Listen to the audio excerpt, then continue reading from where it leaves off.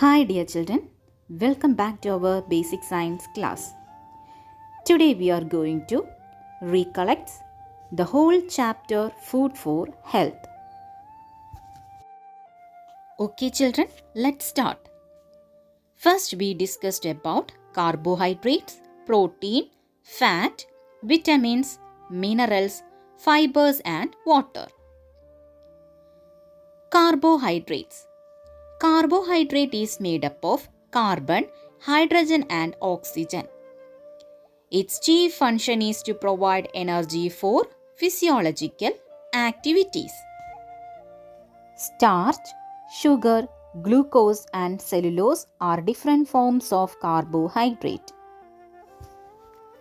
Proteins is essential for the formation of cells, hairs, digestive juice, etc. in the body. Protein contains hydrogen, carbon, oxygen, nitrogen and sulfur. Kwashiorkor is a disease caused by the deficiency of protein. The deficiency of protein also leads to retardation of growth.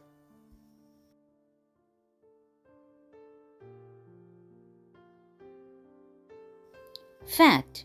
The main function of fat is it provides energy. The excessive fatty foods are not advisable because it leads to cardiac diseases.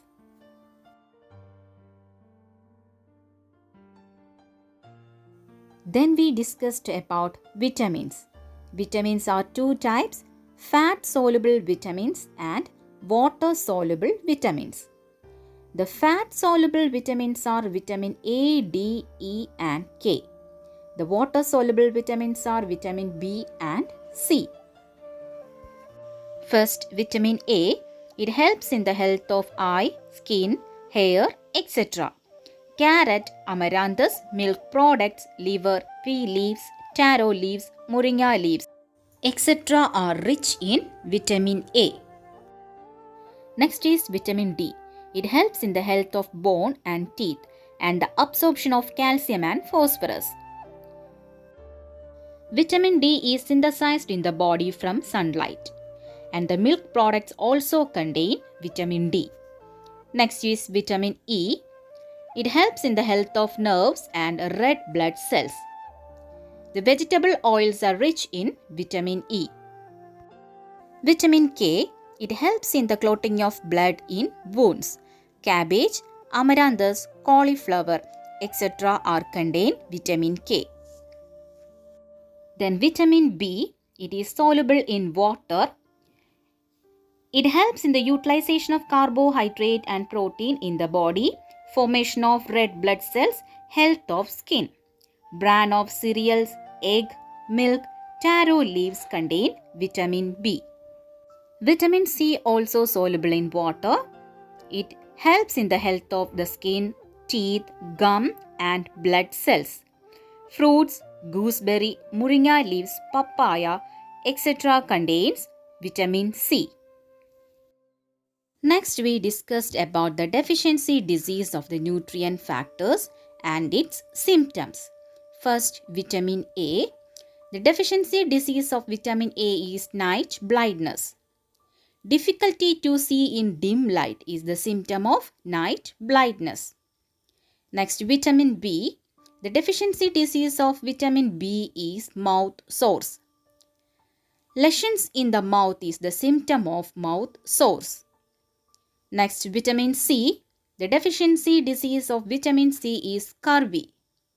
Pus and bleeding of gums is the symptom of scurvy.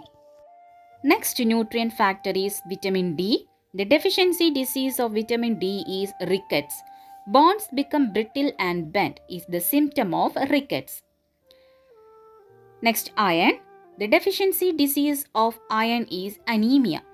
Lack of blood, paleness are the symptoms of anemia. Next nutrient factor is iodine. The deficiency disease of iodine is goiter. Swelling in the throat is the symptom of goiter.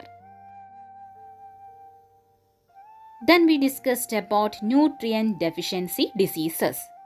The deficiency of nutrients causes retardation of growth and many other diseases.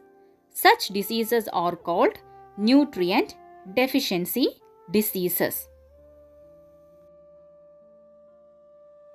Water and fibers are the non-nutrient factors. Water constitutes 2/3 of our body weight.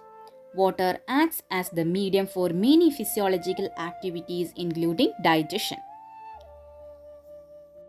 We must drink a large quantity of pure water daily.